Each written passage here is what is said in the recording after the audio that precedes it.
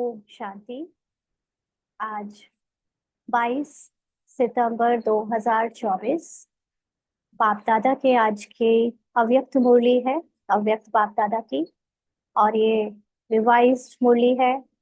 Original date है मुरली की 18 जनवरी 2002। मुरली का सार है, स्नेह की शक्ति द्वारा समर्थ बनो, सर्व आत्माओं को सुख शांति की अंजलि दो। स्नेह की शक्ति द्वारा समर्थ बनो, सर्व आत्माओं को सुख शांति की अंजलि दो। आज समर्थ बाप अपने स्मृति स्वरूप समर्थ स्वरूप बच्चों से मिलने के लिए आए हैं। देख रहे हैं बाबा की हमारी प्रति दृष्टि कितनी ऊंची है। बाबा हमको पहले से ही देख देख रहा है, जो हमारा सत्य है। हमारे सत्य में हम आत्माएं खुद को सदा स्मृति में रखती हैं, यानी आत्मा आत्मा को स्मृति में रखती है। तो बाबा हमको देहभान में नहीं देख रहा है। भले ही बच्चे तो देहभान में ही मिलने आते हैं, है ना, लेकिन बाबा हमको हमारे जो सबसे हाईएस्ट सत्य है उस दृष्टि से देखकर संबोधित कर रहा है। तो बाबा हमारे लिए स्मृति स्वरूप और समर्थ स्वरूप बच्चों से हमको स्वमान दे रहा है ना। ये हमारा अपना रियल मान है, हमारी सच्चाई है। तो बाबा ऐसे बच्चों से मिलने के लिए आए हैं। आज विशेष चारों ओर के बच्चों में स्नेह की लहर लहरा रही है, क्योंकि 18 जनवरी के दिन ब्रह्मा बाबा का पुरुषार्थ ओवर हो गया। साकार ब्रह्मा बाबा का पार्ट ओवर हो गया था। अव्यक्त बाप दादा यानी ब्रह्मा बाबा और शिव बाबा कंबाइंड हो गए और निराकार अव्यक्त स्थिति में, है ना, जब दोनों का पार्ट साथ साथ अब चल रहा है, जिसमें बाबा अपने बच्चों को भी अपने जैसा अव्यक्त बनाने में लगे हुए हैं। तो क्योंकि साकार बच्चों को साकार शरीर से प्यार होता है ना, तो इसलिए वो जब शरीर जिस दिन त्यागा तो उस दिन की खास स्मृति सब बच्चों को आती है। बच्चे उस समय चाहे थे चाहे नहीं थे, तो बाबा बच्चों के अंदर ब्रह्मा बाबा के लिए खास स्नेह की लहर देख रहे हैं। विशेष ब्रह्मा बाप के याद स्नेह की यादों में समाये हुए हैं। यह स्नेह हर बच्चे के इस जीवन का वरदान है। भगवान से प्यार कर पाना, है ना, या ब्रह्मा बाबा से प्यार कर पाना, ये बच्चों को बाबा से विशेष वरदान मिला है ना। सभी सभी बाबा से प्यार कर पाते हैं क्या? इतने सारे लोग कोर्स करके जाते हैं, या कितने सारे लोग कभी कोर्स करने आए भी नहीं। हाँ, उनको बाबा से प्यार हुआ क्या? नहीं हुआ। और हम बच्चों में भी जो स्नेह है, जिसको जितना स्नेह है वो उतना ही अपने वरदान को सफल कर रहा है ना। तो ये वरदान होना भगवान से संगम युग में बहुत ऊंची स्थिति है, ये स्नेह की स्थिति। तो बाबा कहते हैं परमात्मा स्नेह ने ही आप सबको नई जीवन दी है ना। सबकी जीवन बदल गई कि नहीं? सभी बच्चे अंदर ही अंदर बाबा को कितना thank you thank you thank you करते रहते हैं। क्यों निकलता है इतना थैंक यू? क्योंकि सबकी जीवन बदल गई है। तो हर एक बच्चे को स्नेह की शक्ति ने ही बाप का बनाया। यह स्नेह की शक्ति सब सहज कर देती है ना। इतने बड़ी बड़ी धारणाएं जिसको संसार वाले आज भी कितना कठिन समझते हैं, और हम बाबा के बच्चे भी अगर बाबा ना होता तो हम भी शायद वो धारणाएं कर नहीं सकते थे।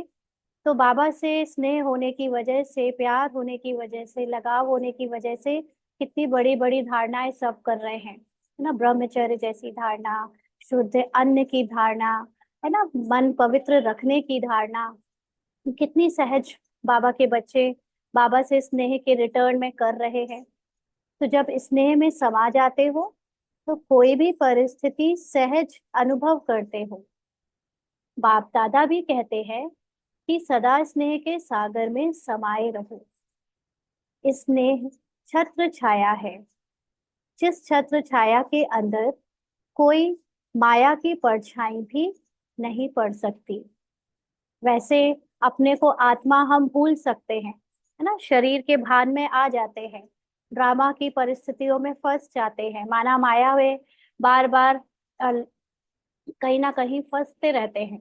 लेकिन बाबा के जो प्यार में, है ना, बाबा जो एक, भले ही निराकारी स्थिति में नहीं, लेकिन बाबा को जो अपना पिता मानते हैं, बाबा से जो स्नेह है, उस छत्र छाया के अंदर कैसी भी देह भान की बातें आती है, कोई भी परिस्थिति या स्मृति या विस्मृति का खेल चलता है, तब भी वो पार हो जाता है, सहज माया जीत बन जाते हो। तो निरंतर स्नेह में रहता है, सॉरी, जो निरंतर स्नेह में रहता है, उसको किसी भी बात की मेहनत नहीं करनी पड़ती है। ना, बाबा के बच्चों को शरीर निर्वाह की मेहनत भी नहीं करनी पड़ती, रिश्ते के बंधनों से निकलने की मेहनत भी नहीं करनी पड़ती, विकारों को छोड़ने की भी मेहनत नहीं करनी पड़ती। क्यों? क्योंकि जो जितना निरंतर स्नेह में रहता है, तो ऑटोमेटिकली वो बाबा के जैसा बनता जाता है ना, उसकी स्मृति बाप समान होती जाती है। और बाबा तो है ही संपूर्ण निर्विकारी। तो बाबा के प्यार में समाये हुए बच्चे भी वैसे ही बिना मेहनत के निर्विकारी होते जाते हैं। स्नेह सहज बाप समान बना देता है। स्नेह के पीछे कुछ भी समर्पित करना सहज होता है ना। बाबा ने हमसे मांगा, लाओ अपनी बुराई दे दो, अपना तन दे दो, मन दे दो, धन दे दो, चाहे जो दे दो, बाबा को बच्चे सब समर्पित करने के लिए तैयार रहते हैं ना। अपनी चिंताएं दे दो, अपना भार दे दो। तो बाबा क्यों इतना हम पर कुर्बान है? क्योंकि हम बाबा से इतना स्नेह करते हैं। तो आज भी अमृत वेले से हर एक बच्चे ने स्नेह की माला बाप को डाली, और बाप ने भी स्नेही बच्चों को स्नेह की माला डाली। जैसे इस विशेष स्मृति दिवस में, अर्थात स्नेह के दिन में, स्नेह में समाये रहे, ऐसे ही सदा समाये रहो। तो मेहनत का पुरुषार्थ करना नहीं पड़ेगा। हम्म इतने सारे बच्चों को प्रश्न उठते हैं ना, बाबा देखता है कि बच्चे आए दिन कुछ ना कुछ पूछ रहे हैं, अंदर ही अंदर मेहनत कर रहे हैं। हाँ, और कई बार समझते नहीं कि क्या करना है। तो ये सारी मेहनत कब समाप्त हो जाती है? जब बाबा के प्यार में समाये रहते हैं, है ना। बाबा से प्यार करने में दो तरह से बाबा के बच्चे बाबा को प्यार करते हैं। एक तो साकारी रूप में, दूसरा निराकारी आत्मिक अवस्था में। लेकिन दोनों में ही प्राप्तियां है ना। लेकिन हाँ, वो अलग बात है, निराकारी स्थिति की प्राप्तियां सबसे फास्ट होती है, और साकारी में थोड़ा स्लो होती है। लेकिन वो भी जरूरी है, क्योंकि एकदम से साकारी पार्ट से निकलकर निराकारी स्थिति में स्थित होने में टाइम लगता है। तो बाबा ने कहा कि आ, अगर बाबा के स्नेह में सदा समाये रहो, तो मेहनत का पुरुषार्थ करना नहीं पड़ेगा, यानी अपने को आत्मा अनुभव करने के लिए मेहनत नहीं करनी पड़ेगी। क्योंकि जो हम हैं ही, हाँ, उसको अनुभव करना कोई कठिन बात है क्या? लेकिन जो हम नहीं हैं, वो भुलाना मुश्किल, वो थोड़ा भुलाना कठिन हो जाता है ना। इसलिए बाबा जैसा है, बाबा निराकार स्थिति में है, अगर हम उसको उसी स्थिति में बार बार याद करें, तो अपना भी निराकारी स्वरूप हमें याद आने लगेगा। एक है स्नेह के सागर में समाना, और दूसरा है स्नेह के सागर में थोड़े देर के लिए या थोड़े समय के लिए डुबकी लगाना। तो कई बच्चे समाये हुए नहीं रहते हैं, जल्दी से बाहर निकल आते हैं, इसीलिए सहज मुश्किल हो जाता है। तो समाना आता है। कई बच्चे क्या करते हैं, थोड़ी देर योग में बैठे, मेडिटेशन किया, जितनी देर मन लगा उतनी देर तो बाबा से अच्छी अच्छी बातें करी, रूरिहान किया, बाबा से प्यार किया, याद किया। हाँ, और जैसे ही योग का टाइम ओवर हुआ या अपना मन जब नहीं लगा, तो उठकर फिर देहभान में चले जाते हैं, भूल जाते हैं अपना सत्य स्वरूप बाबा की याद। हाँ, और फिर देहभान देहधारियों से जो स्नेह है उसमें जुट जाते हैं, उनका रिटर्न करने लगते हैं। तो क्योंकि सदा बाबा के बच्चे जो बाबा के स्नेह में नहीं समाये रहते, फिर उनको बड़ा मुश्किल लगता है कि बाबा कैसे हम हर समय आपको याद रखें, कैसे अपने को आत्मा समझे, कैसे ये धारणाएं करें। तो बाबा कह रहे हैं कि समाना आता है। हाँ, डुबकी लगाने में भी सब अलग अलग है, समाने में ही मजा है, यानी अपने को पूरी तरह बाबा में समाना। तो जो बाबा को सदा याद रखता है, वो कैसे याद रखता होगा? जो जितना ज्यादा समर्पण है बाबा के प्रति, है ना, अपने हर दिनचर्या के यानी देह के जो भी पार्ट में जो पूरी तरह बाबा को हर चीज समर्पित किए हुए हैं, एक एक बात बाबा से शेयर करता है, एक एक चीज बाबा से पूछता है, और उसका तन मन धन सब बाबा के लिए सांसों श्वास श्वास यूज होता है। हाँ, बाबा की उसकी स्मृति में सदा रहते हैं। दिल जैसे एक सजनी के दिल में हमेशा साजन रहता है। हाँ, जैसे एक माँ के दिल में हमेशा उसका बच्चा रहता है, ऐसे जिस आत्मा के दिल में अपने आत्मिक स्थिति के साथ बाबा रहता है, वो जैसे सदा डुबकी लगाए रहते हैं। तो बाबा कहते हैं ऐसे समाना आता है, क्योंकि जो ऐसे समाता है उसी में मजा है ना। जब किसी ने अगर तालाब या नदी में नहाया हो, तो अनुभव होगा उन्हें कि पानी में जितनी देर रहो उतना मजा आता है ना। कोई थोड़ा सा बस पैर डुबो के बैठ जाए तो उसमें मजा नहीं है।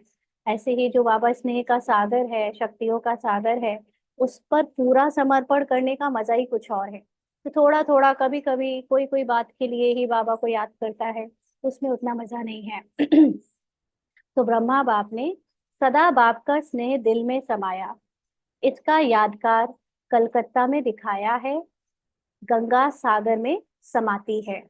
तो ब्रह्मा बाबा ने अपना सब कुछ, श्वासों श्वास, एक एक स्मृति बाबा को समर्पण कर दी थी। उनके दिलो दिमाग में कुछ और चलता ही नहीं था बाबा के सिवा, है ना। जबकि उनकी फैमिली भी थी लौकिक में, जबकि उनके पास सब कुछ जिम्मेदारियां थी, है ना, इतने बड़े यज्ञ की परवरिश करनी थी, लेकिन तब भी बाबा भले ही बच्चों से प्यार करे, सबकी देखभाल करे, सबको टाइम दे, ऊपर से शरीर के जो भी जिम्मेदारियां है, निवृत्ति से जो भी करना हो सब करता था, लेकिन अंदर हमेशा सिर्फ बाबा बाबा और बाबा। हाँ, तो जो उनका दिल का स्नेह था उसी में समाये रहते थे, बाबा के स्नेह में। तो ऐसे हम बच्चे भी जो सदा उसमें समाये रहते हैं, तो बाबा कहते हैं कि उसमें ही मजा है। अब बाप दादा सभी बच्चों से यही चाहते हैं कि बाप के प्यार का सबूत समान बनने का दिखाओ। बच्चे कहते तो सभी हैं कि हम भी बाबा से बहुत प्यार करते हैं, लेकिन प्यार करने का क्या होता है, सबूत देना पड़ता है ना। कोई आपसे कहे कि हम आपसे बहुत लगाव रखते हैं, बहुत स्नेह रखते हैं, प्यार रखते हैं, और काम उल्टा उल्टा करे, आपकी कोई बात ना माने, आपसे कुछ शेयर ना करे, आपसे सब बातें छुपाए, हाँ, तो ये कोई सबूत हुआ क्या प्यार का? नहीं। प्यार का तो सबूत देना पड़ता है कि उस पर समर्पण होना पड़ता है ना। तो बाबा कहते हैं सदा संकल्प में समर्थ हो, अब व्यर्थ की समाप्ति समारोह मनाओ, क्योंकि व्यर्थ समर्थ बनने नहीं देगा। और जब तक आप निमित्त बने हुए बच्चे सदा समर्थ नहीं बने हैं, तो विश्व की आत्माओं को समर्थी कैसे दिलाएंगे? तो सदा संकल्प में क्या हो, समर्थ हो। समर्थ का मतलब क्या होता है? हर बात में आपको सबको सम अर्थ यानी एक जैसा अर्थ निकलना। एक जैसा अर्थ निकलना मतलब सिर्फ एक ही बात याद रहे आपको कि हर जब भी किसी आत्मा के पार्ट को देखो, तो सदा आत्मा के अनुभव में देखो, और जब भी कोई काम करो तो सदा सिर्फ एक ही बात याद रहे, सफलता, है ना। अगर हमें विकल्प रहेंगे, होगा नहीं होगा, दो दो बातें अंदर रहेंगी, डाउट रहेगा, तो क्या होगा कि जब अपने ही संकल्प डाउटफुल है, अपने ही कर्मों में जो है कहीं ना कहीं कमजोरी है, तो फिर वो दूसरों को कैसे उनकी कमजोरियों से बाहर निकालेंगे? तो इसलिए अपने संकल्प कैसे हो, समर्थ हो। समर्थ कब होंगे? जब मैं आत्मा अपने अर्थ में टिकी होंगी, जब मैं आत्मा अपने सत्य अनुभव में टिक कर औरों को भी आत्मा के रूप में देखूंगी। तो अब जो व्यर्थ है, हाँ, व्यर्थ यानी जो देह भान ड्रामा की जो बातें हैं, जो स्मृतियां हैं, बाबा कहते हैं उसको उसकी समाप्ति समारोह मनाओ। अब वो देखना बंद करो, है ना। जब तक आप निमित्त बने हो और आपको ही समर्थी नहीं आई है, तो आप दूसरों को कैसे समर्थी दिलाओगे? तो सर्व आत्माएं शक्तियों से बिल्कुल खाली हो, शक्तियों की भिखारी बन चुकी हैं। ऐसे भिखारी आत्माओं को हे समर्थ आत्माएं, इस भिखारीपन से मुक्त करो। दुनिया की आत्माएं इतनी कमजोर है कि हमेशा कुछ ना कुछ मांगती हैं, कुछ ना कुछ चाहती हैं, है ना, अपने में दूसरों से एक्सपेक्टेशंस रखती हैं, फिर दूसरों से एक इच्छा भरी दृष्टि से सबको देखती है। तो ऐसी भिखारी आत्माओं को भले ही ऊपर से वो कितने भी धनवान दिखे, ऊपर से पार्ट में वो कितने ही सक्सेसफुल पावरफुल दिखे, है ना, लेकिन अंदर से जब आप अगर कोई ऐसा इंस्ट्रूमेंट होता जिससे हम संकल्प पढ़ सकते, तो वो इंस्ट्रूमेंट लगाकर हम देख सकते कि उनके संकल्पों में हमेशा कुछ ना कुछ इच्छा, कोई ना कोई कामना रहती है ना, चाहे वो शक्तियों की हो, चाहे वो कोई भी भौतिक चीज की हो। तो ऐसी भिखारीपन की आत्माएं जो है, बाबा कहते उनको कौन मुक्त करेगा। वो आप समर्थ आत्माओं को पुकार रही हैं। हाँ, असमर्थ का मतलब जिसने अपनी शक्तियों को अनुभव कर लिया है, जिसको अपने गुण, अपनी शक्ति, अपना सत्य पता है, जो इच्छा मात्रम अविद्या की स्टेज में स्थित है, जिसको अपनी समर्थ ही पता है कि वो सब कुछ कर सकता है। तो ऐसी आत्माओं को पुकार रही हैं, हे मुक्तिदाता के बच्चे, मास्टर मुक्तिदाता, हमें मुक्ति दो। क्या यह आवाज आपके कानों में नहीं पड़ता, सुनने नहीं आता? अब तक अपने को ही मुक्त करने में बिजी हैं क्या? हाँ, अभी तक ड्रामा में जो परिस्थितियां आए जा रही है, तो ये बार बार ये रहता है कि पहले इनसे तो पार हो जाए, फिर सेवा कर पाए, फिर स्थिति में स्थित हो पाए, फिर स्मृति स्वरूप बन जाए। अभी ऐसा है क्या? अपने को ही मुक्त करने में बिजी हैं। विश्व की आत्माओं को बेहद स्वरूप से मास्टर मुक्तिदाता बनने से, स्वयं की छोटी छोटी बातों से स्वतः ही मुक्त हो जाएंगे। तो बाबा ये बात तो जानता ही है कि बच्चों के जीवन में, पार्ट में रोज कुछ ना कुछ नई बातें, पुरानी बातें लगातार आती हैं, जिनमें उनकी बार बार बुद्धि लगती है। लेकिन तब भी बाबा उसको साक्षी होकर कहता है कि देखो, और अपने बेहद स्वरूप से, यानी ड्रामा के पार्ट को कुछ देर किनारे करके अपने आत्मिक स्वरूप से मास्टर मुक्तिदाता बन, है ना, दूसरों को भी, उनको उनकी जो हद की मुक्ति की कामना है उससे निकालो, है ना। तो उससे आपकी जो ड्रामा की छोटी छोटी बातें जिसमें आपकी बुद्धि उलझती थी, वो अपने आप सुलझ जाएगी। तो अब समय है कि आत्माओं की पुकार सुनो, माना आप अपना कर्तव्य करो। संसार में सब अपना अपना कर्तव्य कर रहे हैं, है ना, जो भी पॉलिटिशियन है वो अपना कर्तव्य कर रहे हैं, जो सरकार है वो अपना कर रही है, टीचर अपने कर रहे हैं, डॉक्टर्स अपना कर्तव्य कर रहे हैं ना, एक घर में काम वाली है वो अपना कर रही है। हमारा क्या कर्तव्य है? हमारा कर्तव्य है अपने को आत्मा में स्थित करके और आत्माओं को भी मुक्ति दिलाना। तो हम क्या अपना कर्तव्य कर रहे हैं? हाँ? हर किसी को ऐसे लोग पसंद हैं जो अपना कर्तव्य ठीक से करें, काम चोरी ना करें। हाँ, और हम अपना कर्तव्य याद भी रखते हैं, क्योंकि माने या ना माने, लेकिन जब अपने को बाबा का बच्चा कहा और बाबा को बाबा माना, तो हम ऑटोमेटिकली उस सरकार की, है ना, ईश्वरीय सरकार की ड्यूटी करने के लिए जिम्मेदार हो गए। और हम जब बाबा से अनेक बातें करते हैं, रूरिहान करते हैं, तो बाबा बदले में हमारी सारी इच्छाएं पूरी करके हमको सपोर्ट देता है, तो ये बाबा की सैलरी भी मिलती है हमें। लेकिन फिर हमारे जो कर्तव्य है मुख्य, कि हमको अनेक आत्माओं को मुक्त करना है, अपने को भी अपनी स्थिति में स्थित रखना है, तो ये कर्तव्य कहीं भूल तो नहीं जाता। इतना उलझ जाते हैं ड्रामा की परिस्थितियों में, ड्रामा के सव्यर्थ के संकल्पों में। हाँ, तो बाबा कहते हैं अब समय है कि आत्माओं की पुकार सुनो। पुकार सुनने आती है या नहीं आती है? हम्म? अब कहेंगे कि इस कानों में जो ये बाहर कान सुनते हैं, इसमें तो कोई आवाज नहीं आती, लेकिन ये किसको सुनाई देगी? जो सोल कॉन्शियस स्टेज में स्थित होगा, है ना। तो बाबा कहते सुनने आती है। परेशान आत्माओं को सुख शांति की अंजलि दो। यही है ब्रह्मा बाप को फॉलो करना। आज विशेष ब्रह्मा बाप को याद ज्यादा किया ना। ब्रह्मा बाप ने भी सभी बच्चों को स्मृति और समर्थी स्वरूप से याद किया, क्योंकि 18 जनवरी 1969 के दिन बाबा ने अपने सर्वसमर्थी स्टेटस को कंप्लीट किया। तो बाबा के बच्चों को भी यही फॉलो करना है ना। तो ये बाबा को जब हम याद करते हैं, ब्रह्मा बाबा को उस दिन, तो खास उनके समर्थी स्वरूप से याद करते हैं कि बाबा ने अपने जो आत्मा की कॉन्शियसनेस में जो उसके अंदर संपूर्ण शक्तियां होती हैं, वो उस दिन बाबा ने पार्ट में रहते अनुभव कर ली थी। और इसीलिए पार्ट फिर छूट गया, साकारी पार्ट का पार्ट ओवर हो गया।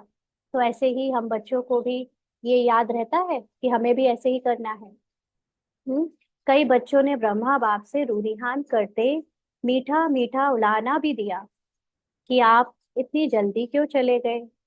और दूसरा उलाहना दिया कि हम सब बच्चों से छुट्टी लेकर क्यों नहीं गए। हम्म।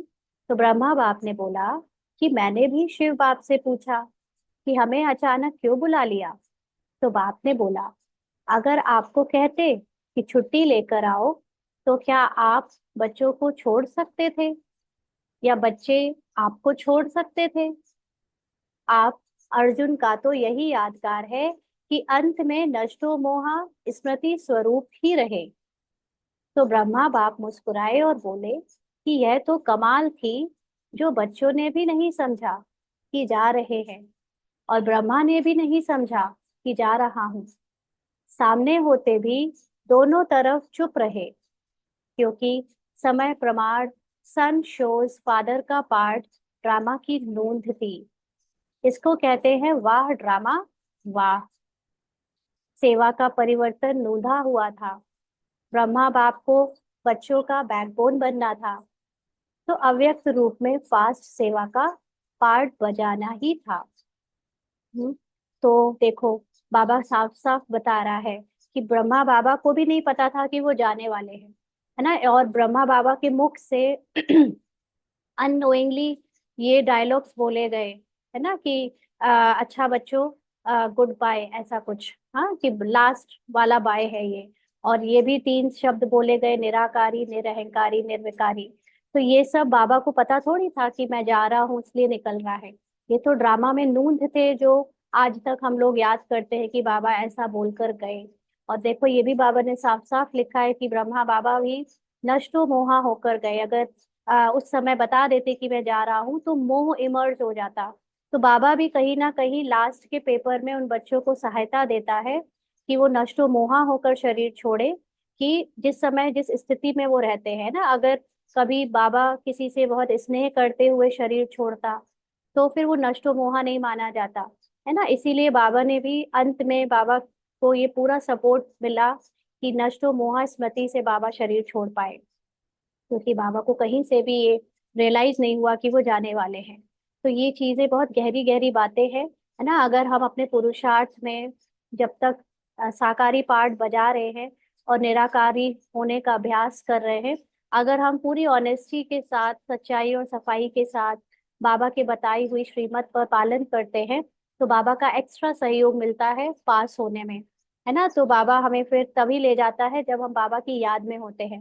क्योंकि ये बात तो है ही, बाबा कई बार बोल चुका है कि साकारी पाठ में निरंतर बाबा की याद में कोई रह ना सके, क्योंकि निरंतर याद में तो सिर्फ वही रह सकता है जो उस स्थिति में स्थित हो गया हो, उसका पार्ट शरीर में बिल्कुल भी ना हो। क्योंकि थोड़ा सा भी पार्ट है तो वो संकल्प उसके आएंगे ही पार्ट के अकॉर्डिंग, है ना। तो ब्रह्मा बाबा भी बिल्कुल नेक्स्ट टू बाबा है। तो उनका भी लास्ट लास्ट तक जो थोड़ा बहुत रह गया होगा निरंतर याद में ना, वो उस समय बाबा को याद, बाबा ने उनका शरीर नहीं छुड़वाया, जब याद में रहे तब शरीर छुड़वाया। तो इसलिए ये सारी बातें जो है बहुत गहरे रहस्य रखती है। और खास तौर से बाबा ने ये भी क्लियर किया इस बात में कि जब भी ड्रामा में कोई चेंज आना होता है, कोई परिवर्तन होना होता है, तो ऐसे ही कुछ परिस्थितियां बन जाती हैं जो अनावश्यक लगती है हमें, लेकिन वो कुछ परिवर्तन के लिए होती है ना। तो ब्रह्मा बाबा का जाना सेवा का परिवर्तन ढूंढा हुआ था, इसलिए ब्रह्मा बाबा को अव्यक्त रूप में पार्ट बजाने के लिए बाबा ने बुलाया। क्योंकि अव्यक्त रूप का मतलब होता है संकल्पों के द्वारा, है ना। हमारा जो सूक्ष्म शरीर होता है वो संकल्पों से बना होता है। और वो संकल्प या हमारी अव्यक्त स्थिति फटाफट से चारों ओर सेवा कर सकती है। साकारी रूप में आप कहाँ कहाँ जाओगे, कितनों को सुनाओगे, कितनों को से मिलोगे, लेकिन सोच आप पूरे विश्व के लिए सकते हो। तो बाबा की वो स्थिति जो है अभी तक सेवा कर रही है। तो बाबा कहते हैं विशेष आज डबल विदेशियों ने बहुत मीठे मीठे उलाहने दिए हैं। डबल फॉरेनर्स ने उलाहने दिए, पूछ रहे हैं बाबा। डबल फॉरेनर्स ने ब्रह्मा बाप को बोला कि सिर्फ 2-3 साल आप रुक जाते तो हम देख तो लेते। तो ब्रह्मा बाप ने हंसी में बोला, हंसी की तो ड्रामा से बात करो। बाबा ने हंसी हंसी में किसको बोला? डबल फॉरेनर्स को बोला कि तो ड्रामा से बात करो, कि ड्रामा ने ऐसे क्यों किया। है ना, ब्रह्मा बाबा के हाथों में भी अपना आना अपना जाना नहीं लिखा था। वो तो ड्रामा में जब जो होना हुआ तो हो गया, तो इसलिए बाबा कुछ नहीं कर सकता। तो बाबा कहते हैं ड्रामा से कहो कि मुझे क्यों ले गया, है ना। लेकिन ये लास्ट सो फास्ट का एग्जाम्पल बनना ही था, चाहे भारत में चाहे विदेश में। इसीलिए अभी लास्ट सो फास्ट का प्रत्यक्ष सबूत दिखाओ। है ना, फॉरेनर्स बाद में आए लेकिन बहुत फास्ट जा रहे हैं। अभी उस दिन बाबा ने कहा था ना कि फॉरेनर की बुद्धि जो होती है वो रजो होती है ना। तो उसके कारण वो लोग ज्ञान को जल्दी उठाते हैं, धारण करते हैं, और उनके अंदर बहुत सारी बातें जो पुराने बिलीफ सिस्टम हैं हिंदू अध्यात्म के, हिंदू रिलीजियस बातें, वो नहीं होती हैं। है ना, तो इसलिए उनको भुलाने की कोई मेहनत नहीं करनी होती, बस ज्ञान लेते लेते वो जल्दी जल्दी वैसे बनते जाते हैं। दिल के साफ होते हैं फॉरेनर, सबसे बड़ी बात। तो इसलिए उनका पार्ट था कि वो लास्ट में आकर फास्ट जाए। तो ये इसका प्रत्यक्ष सबूत दिखाओ। बाबा ने ऐसे कहा, भारत में हो चाहे विदेश में। जैसे आज समर्थ दिवस मनाया, ऐसे ही अब हर दिन समर्थ दिवस हो। किसी भी प्रकार की हलचल ना हो। है ना, जिस दिन बाबा की याद में खूब समाये रहो, आप देखोगे कि कोई भी माया की परिस्थिति आपको हिलाती नहीं है। परिस्थितियां भले ही आए लेकिन हम उसमें इंटरेस्ट नहीं दिखाते, तो परिस्थिति भी जैसे साइड हो जाती है, न्यारी हो जाते हैं हम, ना बाबा की याद में डूबे रहते हैं। तो जैसे एक दिन ऐसा करते हैं, वैसे बाबा कहते हैं हर दिन करके दिखाओ। तो जो ब्रह्मा बाप ने आज के दिन 3 शब्दों में शिक्षा दी, निराकारी, निर्विकारी और निरहंकारी, इन 3 शब्दों की शिक्षा स्वरूप बनो। कैसे स्वरूप बनो? मनसा में निराकारी, यानी स्मृति में सदा याद रखो अपना निराकारी स्वरूप। वाचा में निरहंकारी, यानी जब पाठ में बोलने में आओ तो सदा बोलने के पहले, है ना, सोचते हैं हम। तो दोनों ही इसमें कंट्रोल हो जाता है कि जब हम निराकारी स्थिति में स्थित रहेंगे तो ऑटोमेटिकली हमारे बोल भी कैसे होंगे? निर्माणता से भरे हुए होंगे। है ना, मतलब उसमें अहंकार नहीं होगा। और कर्मणा में निर्विकारी, यानी जो भी कर्म करो तो ध्यान रखो कि उससे कोई भी देह भान से वो कर्म ना हो, निर्विकारी स्थिति में कर्म हो।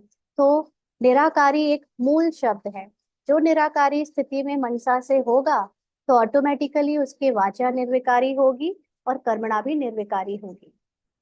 तो सेकंड में साकार स्वरूप में आओ, सेकंड में निराकारी स्वरूप में स्थित हो जाओ। ऐसा कर सकते हैं। हाँ, ये बार बार अभ्यास करना है कि सेकंड में साकार स्वरूप में आए, रहना अपने को सदा रखना है निराकारी परम धाम में। जब भी पाठ बजाया तो समझना है मैं नीचे आई हूँ। पाठ बजाने काम किया, साकार स्वरूप का पाठ बजाया, और सेकंड में फिर निराकारी स्वरूप में स्थित हो जाओ। उल्टा नहीं करना कि मैं साकारी पाठ बजाते हुए ऊपर जाऊं और फिर नीचे आ जाऊं। है ना, किसी भी चीज में आप अगर ऊपर रहोगे तो नीचे आना आसान हो जाएगा। ऊपर रहो और फिर नीचे आओ और फिर ऊपर चले जाओ। तो बाबा कहते हैं सेकंड में साकार स्वरूप में आओ, सेकंड में निराकारी स्वरूप में स्थित हो जाओ। यह अभ्यास सारे दिन में बार बार करो। ऐसे नहीं कि सिर्फ याद में बैठने के टाइम निराकारी स्टेज में स्थित रहो, लेकिन बीच बीच में समय निकाल कर इस देहभान से न्यारे निराकारी आत्म स्वरूप में स्थित होने का अभ्यास करो। हम्म, कोई भी कार्य करो, कार्य करते भी यह अभ्यास करो कि मैं निराकार आत्मा इस साकार कर्मेंद्रियों के आधार से कर्म करा रही हूँ।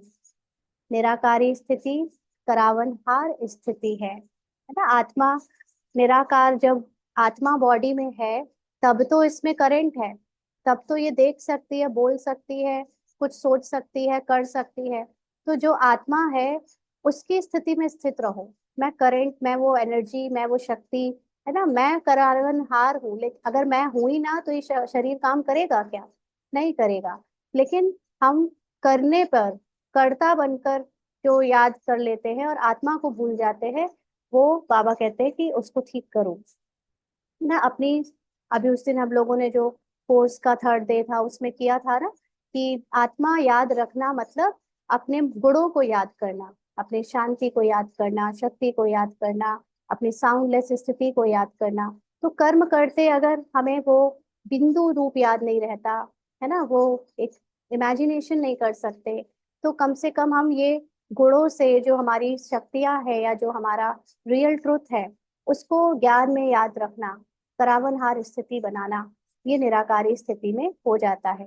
तो सिर्फ बैठने में नहीं, लेकिन काम करते करते भी अभ्यास होना चाहिए। और अगर काम करते नहीं हो पाता तो काम के बीच में एक एक सेकंड के लिए स्थित हो जाओ, मैं आत्मा हूँ उसमें, थोड़ी देर, 2 सेकंड, 4 सेकंड, 10 सेकंड के लिए हो जाओ और फिर काम में लग जाओ, है ना। तो इसमें आपका कुछ लॉस भी नहीं होगा। तो ये बार बार करना। कर्मेंद्रियां करनहार है, आत्मा करावनहार है। तो निराकारी आत्मा, आत्म स्थिति से निराकारी बाप स्वतः ही याद आता है। हम्म। जैसे बाप करावनहार है, ऐसे मैं आत्मा भी करावनहार हूँ। इसीलिए कर्म के बंधन में बंधेंगे नहीं, न्यारे रहेंगे। क्योंकि कर्म के बंधन में फंसने से ही समस्याएं आती हैं। सारे दिन में चेक करो, करावनहार आत्मा बंद कर्म कर रही हूँ? हाँ, कहीं काम में इतना डूब तो नहीं गई, देह के भान में इतना डूब तो नहीं गई कि मैं अपने को समझने लगी, हाय आज मैंने बहुत काम किया, मैंने तुम्हारे लिए कितना कुछ किया, हाँ मेरे पास बहुत काम है, बहुत जिम्मेवारियां हैं। ये काम से अपनी पहचान तो नहीं बना ली। हाँ, ये जो अभी तक हम जीते आए अलग अलग पहचानों में, तो काम करने वाली पहचान भी तो एक देह अभिमान है कि मैं ही करता हूँ, मैं ही करती हूँ, मैं ना हूं तो कैसे हो। मैं मैं कराने वाली हूँ। जब तक मैं रूपी आत्मा, मतलब मैं आत्मा रूपी शक्ति इस शरीर में है, तब तक आपके द्वारा ये काम होंगे। आप नहीं रहोगे, यानी आत्मा या शरीर में नहीं रहेगी, तो कर्म भी नहीं होंगे, है ना। तो वो कर्म अगर आप नहीं करोगे और अगर संसार में होना ही है तो कोई और कर लेगा। वो तो सिर्फ एडजस्ट कि आप उस शरीर में हो तो वो ड्रामा अनुसार कर्म हो रहा है, तो अहंकार नहीं आएगा। बार बार फिजिकल आइडेंटिटी के याद आ जाने से अहंकार आता है कि मैं फला स्त्री पुरुष, है, मैं फला की मम्मी, मैं फला की बहन, मैं फला की माँ, ये कार्य कर रही है, तो अहंकार आता है। लेकिन मैं आत्मा हूँ, शक्ति हूँ, जब तक हूँ तब तक चल रही है मशीन, काम हो रहा है, ड्रामा अनुसार हो रहा है, ऐसे याद रहेगा। तो निराकारी स्थिति होने की वजह से संकल्पों में भी कभी कोई बुरा विकार नहीं आएगा, कर्म में भी नहीं होगा, और फिर वाचा में भी अहंकार नहीं आएगा। तो अच्छा, अभी मुक्ति दिलाने की मशीनरी तीव्र करो।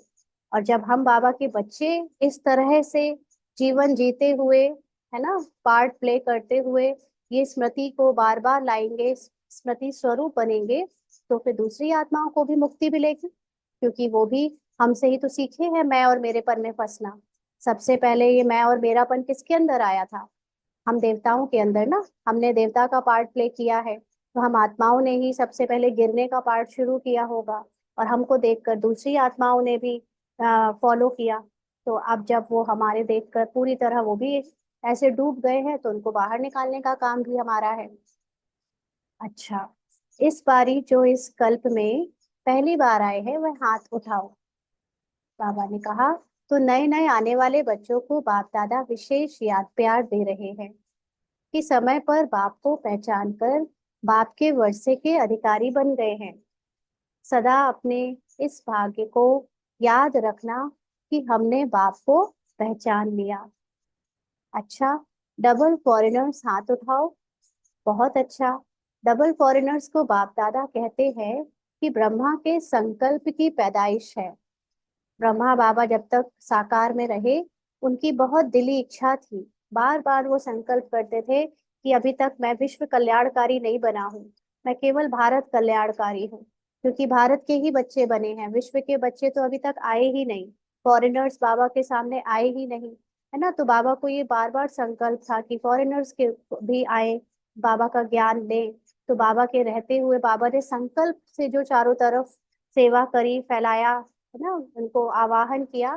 तो बाबा के अव्यक्त होने के बाद फॉरेनर बच्चे भी आने लगे। तो इसलिए उनका जन्म ब्रह्मा के संकल्प से हुआ।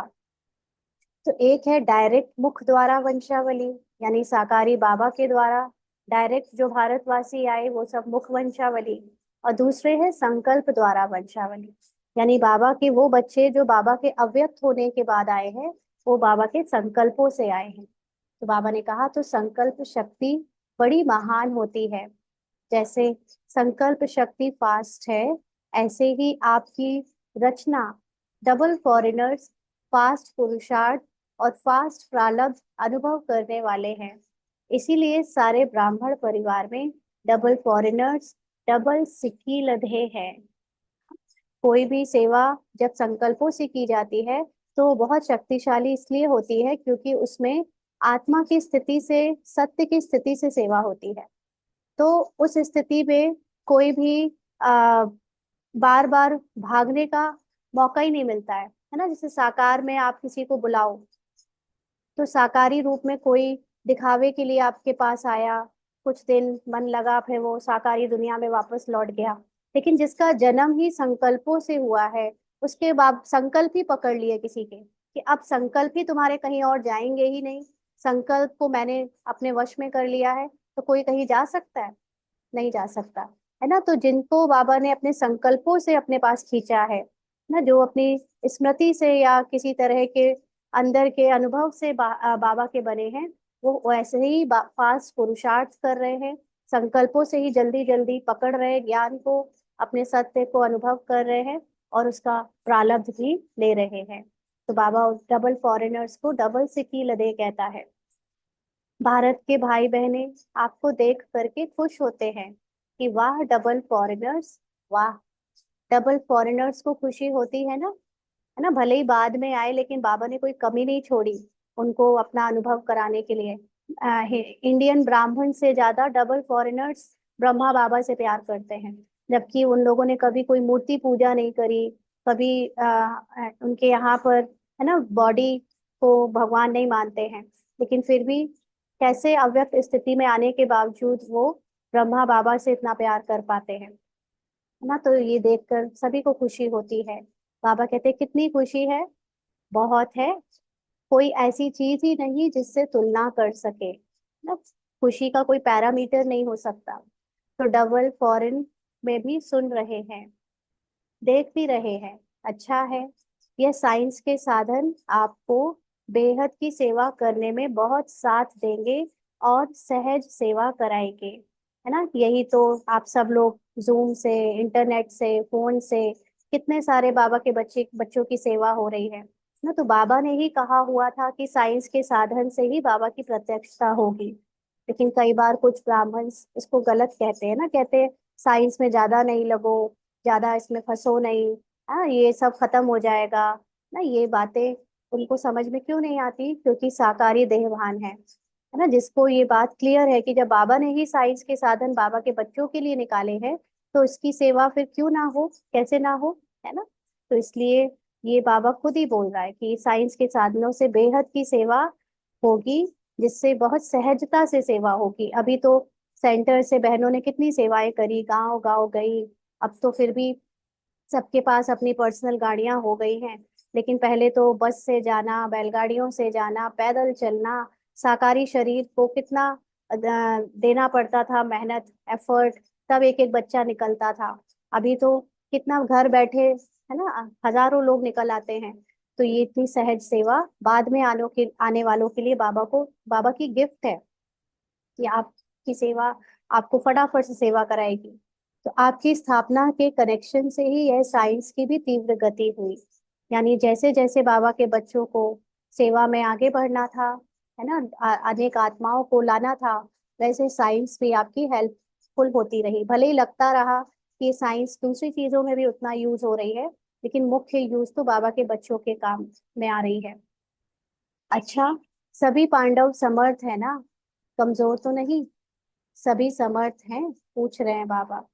और शक्तियां समान बाप, शक्ति सेना हो, शक्तियों को, शक्ति माया जीत बनाने वाली है। अच्छा, शक्ति और पांडव, शक्ति मतलब माताएं बहनें, पांडव मतलब भाई। तो बाबा सबकी खबर ले रहा है। आज विशेष श्रृंगार करने वाले भी आए हैं। जब मधुबन में कुछ भी स्पेशल ओकेजन होता है तो वहां पर बहुत सालों तक कलकत्ता के भाई बहन जो है वो फूलों से पूरा मधुबन सजाते थे। तो बाबा कहते हैं उनके प्रति कि यह भी स्नेह की निशानी है। अच्छा है, अपना स्नेह का सबूत दिया। अच्छा, टीचर्स हाथ उठाओ। हर ग्रुप में टीचर्स बहुत आती हैं। टीचर्स को चांस अच्छा मिल जाता है, सेवा का प्रत्यक्ष फल मिल जाता है। जो भी सेवा कर रहे हैं उसका प्रत्यक्ष फल है, उनको स्पेशल ट्रीटमेंट मिलना, उनके लिए बाबा मधुबन में स्पेशल हर चीज होना, है ना। तो जो भी सेवा हो रही है स्थूल रूप से, जितनी भी आत्माएं कर रही हैं उनको उसका स्पेशल रिटर्न तुरंत की तुरंत बाबा अभी संगम युग में दे रहा है। अच्छा है, अभी अपने फीचर्स द्वारा सभी को फ्यूचर का साक्षात्कार कराओ। सुना क्या करना है? अच्छा, तो में मुख्य बात है, जो सबसे बड़ी सेवा है वो है फीचर्स द्वारा, मतलब आपके अंदर से ही आपकी आत्मीयता, आपकी रूहानियत, आपकी सच्चाई जो है वो सेवा करें। वो अनेक आत्माओं को उनके सत्य से मिलाए, उन्हें मुक्त करें। तो ये सेवा करो, है ना। बाबा ने कहा सुना अब क्या करना है। अच्छा, अभी 1 मिनट के लिए सभी अशरीरी हो जाए। अब बाबा की याद में कुछ देर एकदम स्टिल होकर बाबा को याद करें।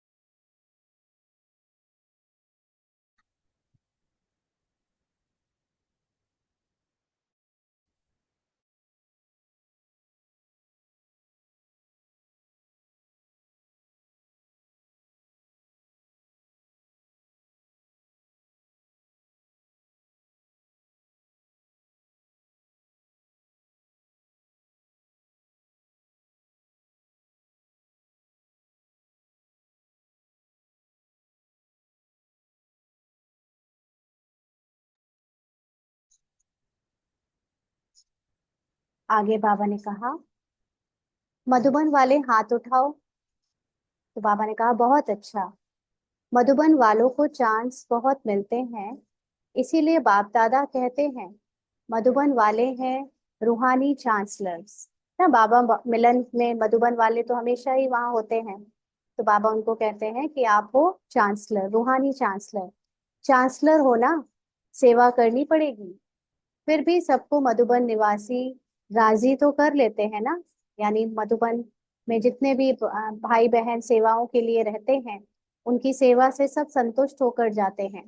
इसलिए बाप दादा मधुबन वालों को कभी भूलते नहीं हैं, मधुबन निवासियों को खास याद करते हैं। मधुबन वालों को क्यों याद करते हैं? क्योंकि मधुबन वाले बाप के प्यार में मेजॉरिटी पास हैं, है ना। अपना घर छोड़कर इतने दूर रहना और देह की दुनिया से पवित्र रखना अपने आप को, ये बाबा के प्यार को और खींचता है। क्योंकि बाबा से प्यार है इसलिए तो सांसारिक दुनिया से दूर रहने के लिए राजी हुए हैं। तो इसलिए वो सब बाबा के प्यार में पास हैं। मेजॉरिटी बाप से प्यार अटूट है। कम नहीं, कम नहीं है, मधुबन वाले बहुत अच्छे हैं। फिर इंदौर जोन के सेवाधारी आए हैं। इंदौर जोन वाले हाथ उठाओ। बहुत है, अच्छा है, सेवा करना अर्थात समीप आने का फल खाना। सेवा का चांस लेना अर्थात पुण्य जमा करना, दुआएं जमा करना। अब ये पुण्य और दुआएं क्या होती हैं ब्राह्मण जीवन में? हाँ, पुण्य और दुआओं से हमें क्या प्राप्ति होती है? मुख्य प्राप्ति किस चीज के लिए हम यहाँ पर हैं, कोई बताएगा? हम्म जिसको हम बार बार कहते हैं कि पुण्य कमाना है, दुआएं कमानी है। तो ये दुआएं और पुण्य किस चीज में काम आता है हमारे? मुख्य लक्ष्य क्या है हम सबका यहाँ पर क्लियर होना चाहिए ना। बताओ, हम लोग डिस्कस कर चुके हैं ये पहले, कोई भी चैट में लिखिए। हाँ जी अंजू बहन। देवताई स्वरूप, देवताई स्वरूप बनना है। हम्म 21 जन्मों का वर्षा मिलेगा। वर्षा तो हो गई फिजिकल दुनिया की बातें, है ना, जो 21 जन्म की बात कर रहे हैं। मुख्य बात है वर्षा भी उसको पूरा मिलेगा जो अपनी आत्मिक स्थिति में स्थित होगा। तो ये जो पुण्य का खाता है, दुआएं जमा करना है, हम कई तरीकों की सेवा से करते हैं। कोई फिजिकल रूप में सेवा कर रहा है, किचन की ड्यूटी, अलग अलग डिपार्टमेंट्स की ड्यूटी, कोई भाषण दे रहा है, कोई ज्ञान सुना रहा है, उसकी भी सेवा है ना। कोई ये सब करने का मौका नहीं पा रहा है, लेकिन आ, अपने अंदर से वो सदा अपनी रूहानियत, अपनी आत्मिक स्थिति में स्थित रहता है। तो ये जो मुख्य लक्ष्य है, दुआओं के जमा होने और पुण्य के जमा होने से जो मुख्यतः आपकी कमाई है, वो है आपकी आत्मिक स्थिति बनना, है ना, आपकी सोल कॉन्शियस स्टेज परमानेंट होते जाना। तो किसकी सबसे ज्यादा सोल कॉन्शियस स्टेज बनेगी?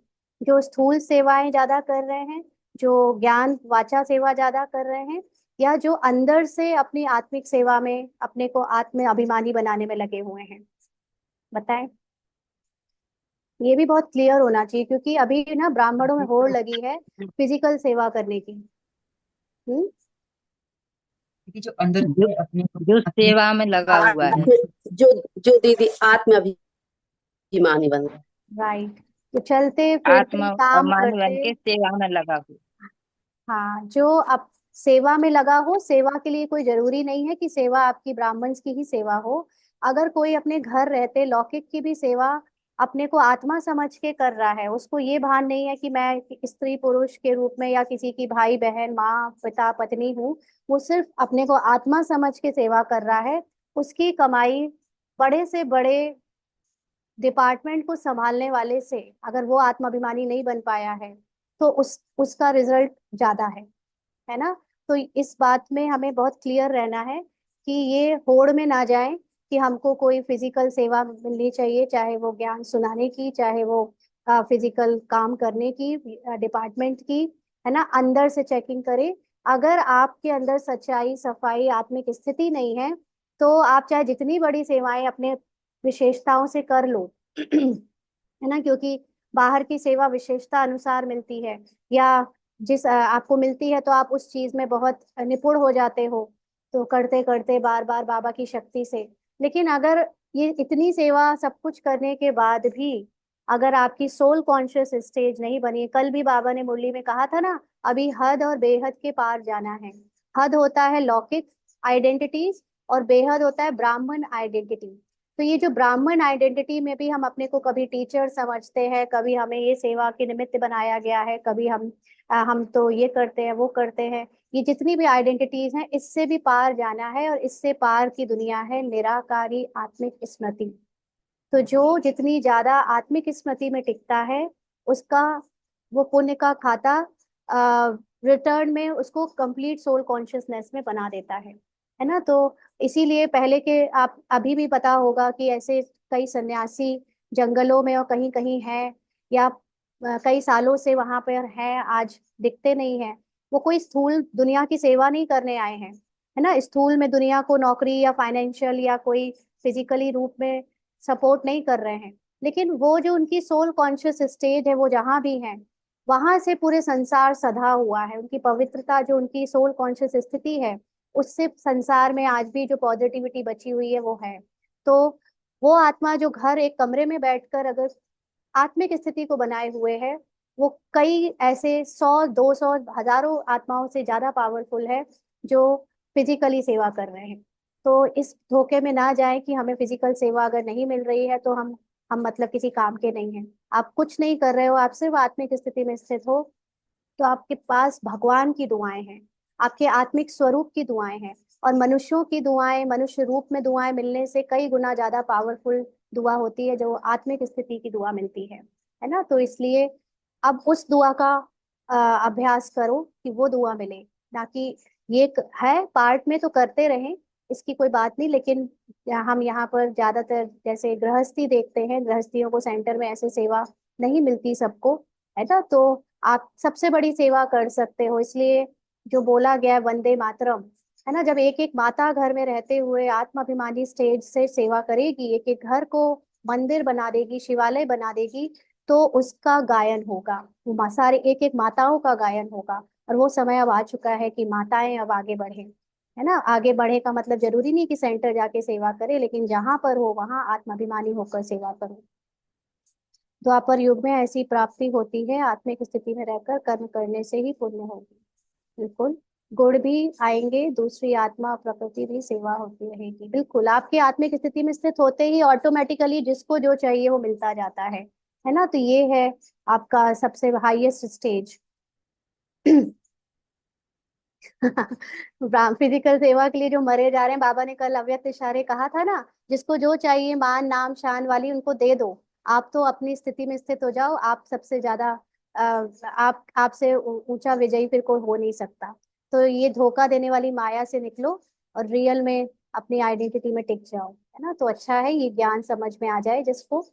बाबा कहते हैं अच्छा, देश व विदेश जो दूर बैठे भी समीप हैं, सभी बच्चों को बाप दादा स्नेह के दिवस के रिटर्न में पदम गुणा स्नेह का याद प्यार दे रहे हैं। बाप दादा देखते हैं कि कहाँ क्या बजता है, कहाँ क्या टाइम होता है, लेकिन जागती ज्योत अथक बन सुन रहे हैं और खुश हो रहे हैं। बाप दादा बच्चों की खुशी देख रहे हैं। बोलो, सभी खुशी में नाच रहे हो ना, सभी कान हिला रहे हैं। हाँ बाबा, क्योंकि बाबा इंडिया के टाइम के अनुसार शाम रात को 8 सवा 8 बजे आकर बाबा मिलन करता है, तो कई देशों में 12 बज रहा है, रात के 2 बज रहे हैं, 3 बज रहे हैं, लेकिन बाबा के बच्चे जाग कर भी सुनते हैं। तो बाबा उनके लिए कह रहा है। जनक बच्ची भी बहुत मीठा मीठा मुस्कुरा रही है। वैसे तो सब बाप को याद है, लेकिन कितनों का नाम ले, अनेक बच्चे हैं, इसलिए बाप दादा कहते हैं हर एक बच्चा अपने नाम से पर्सनल याद प्यार स्वीकार कर रहे हैं और करते रहना। अच्छा, अभी 1 सेकंड में निराकारी स्थिति में स्थित हो जाओ, जल्दी से सभी हो जाएं।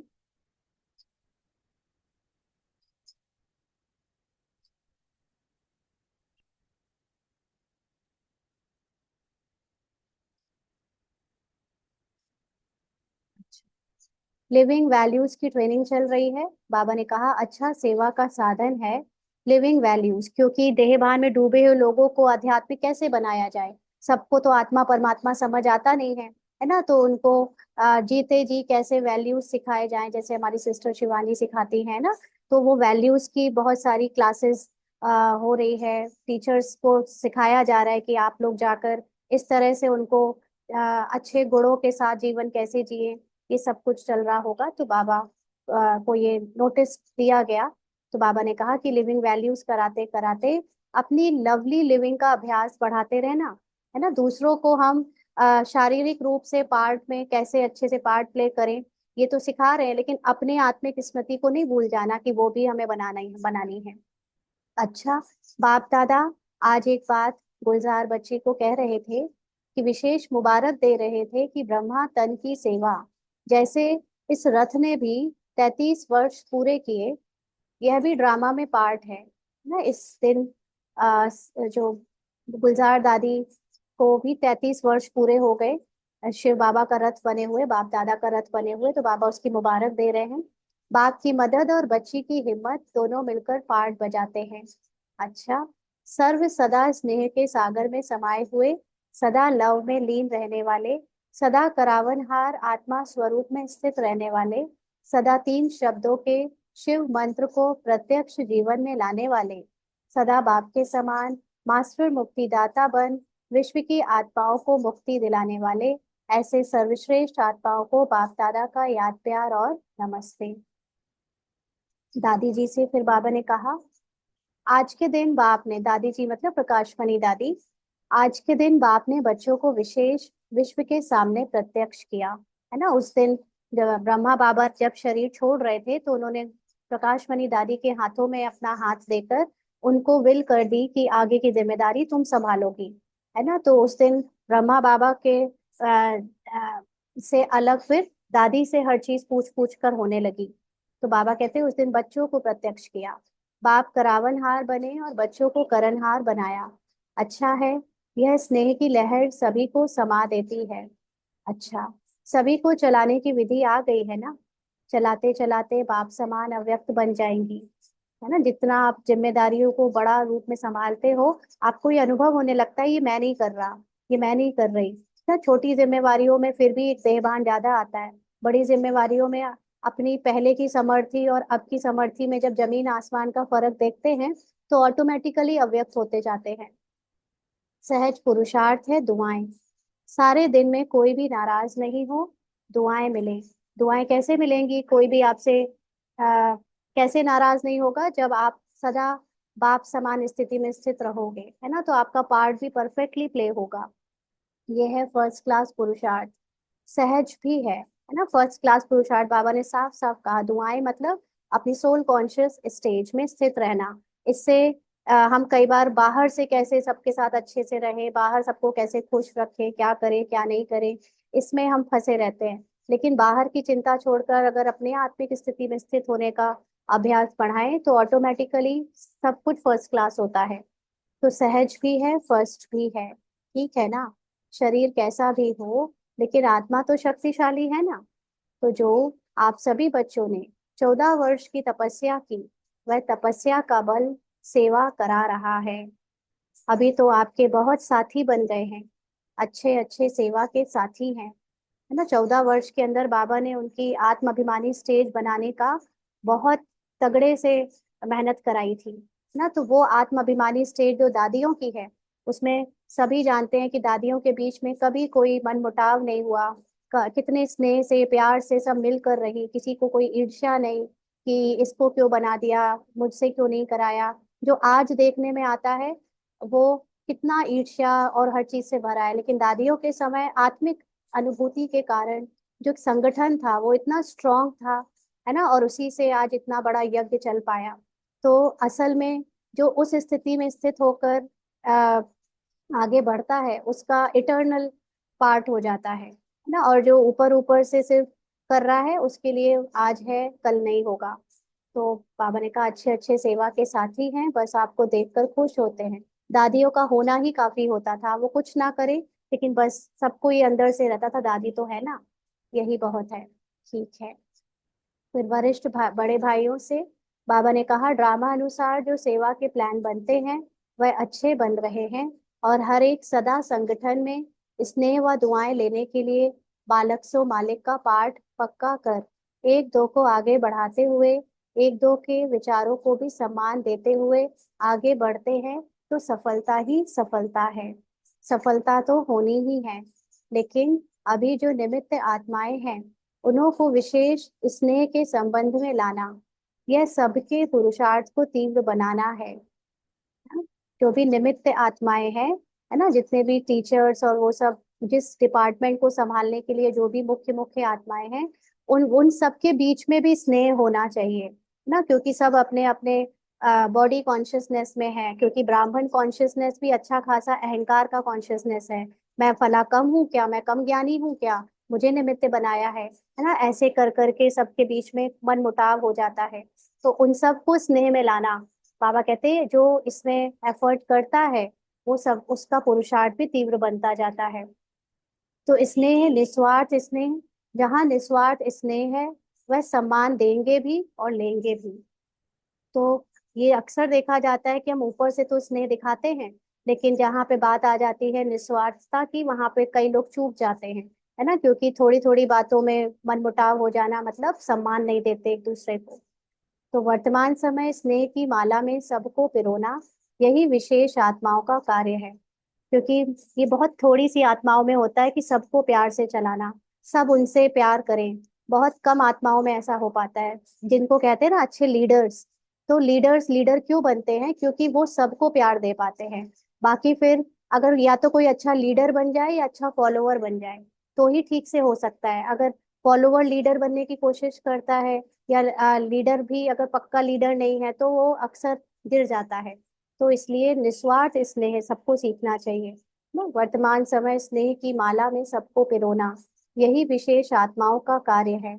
और इससे ही स्नेह संस्कारों को परिवर्तन भी करा सकता है, क्योंकि मेजोरिटी आत्माएं अपने संस्कार जो लौकिक के संस्कार है उससे वश है ना। कभी बुरा मान जाना, कभी फीलिंग में आ जाना, कभी अपने मान नाम शान के लिए हट करना, जिद करना ना, अपनी बात को रखना, उसके लिए ऊपर नीचे होना। तो ये सारे कड़े कड़े संस्कार स्नेह से बदल सकते हैं। ज्ञान हर एक के पास है, लेकिन स्नेह कैसे भी संस्कार वाले को समीप ला सकता है। सिर्फ स्नेह के दो शब्द सदा के लिए उनके जीवन का सहारा बन सकता है, लेकिन ऊपर से स्नेह नहीं दिखाना ना। बाबा जब स्नेह की बात करता है तो थोड़ी दिनों के लिए कुछ आत्माएं ऊपर से इतना स्नेह बरसाने लगती हैं, दिखने लगता है कि ये तो अभी कुछ और थी, अभी कुछ और कैसे हो गई। जो सच्चा स्नेह है वो आता है आपकी आत्मिक अवस्था से। जैसे ही आप सोल कॉन्शियस बनते हो तो आपको पता भी नहीं चलता कि आप किसी को स्नेह दे रहे हो, है ना। फिर कई बार ऐसे भी होता है कि आप स्टेज में सोल कॉन्शियस स्थिति में स्थित हो, लेकिन बाहर से पार्ट में आप किसी के लिए लॉफुल हो रहे हो, लेकिन अंदर से वो आत्मा जानती है कि इसमें इसका कहीं ना कहीं कल्याण समाया हुआ है, इसलिए लॉफुल होना पड़ता है ना। तो वो सच्चा स्वार्थ निस्वार्थ स्नेह है।